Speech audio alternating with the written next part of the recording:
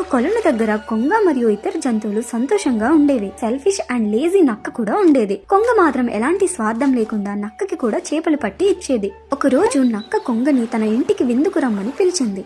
అందుకు కొంగ ఎంతో సంతోషించి నక్క ఇంటికి వెళ్తుంది. లోపల నక్క కొంగకి ఇష్టమైన సేమియా పాయసం వండుతుంది. నక్క కొంగని లోపలికి ఆహ్వానించి నీకిష్టమైన పాయసం వండాను తిను అని అంటుంది. కొంగ ఆ పాయసం తినడానికి ఎంతో ఆశగా ప్రయత్నిస్తుంది. కానీ కొంగ ముక్కు పొడవుగా ఉండటం వల్ల ఎంత ట్రై చేసినా ఆ పాయసం దాని నోట్లోకి వెళ్ళదు. అప్పుడు నక్క, ఇది కూడా తినలేకపోతున్నావా నువ్వు, ఎలా తినాలో చూడు అని కొంగకి ఇచ్చిన పాయసం కూడా తినేస్తుంది.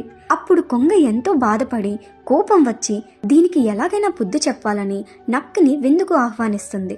మరుసటి రోజు నక్క ఎంతో ఆశగా వెళ్తుంది. చేపల పులుసు గుమగుమలు బయటి దాకా వస్తాయి.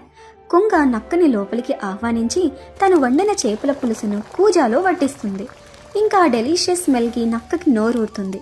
కానీ ఆ కూజ నోటికి అందను కూడా అందదు. అప్పుడు కొంగని ఇది నేను ఎలా తినగలను అని అడుగుతుంది. అప్పుడు కొంగ, ఇది కూడా తినడం రావట్లేదా నీకు అంటూ తనకిచ్చిన చేపల పులుసును కూడా తినేస్తుంది.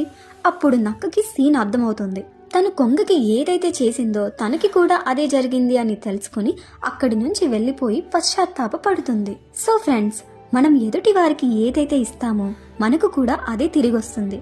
అది ప్రేమైనా మోసమైనా.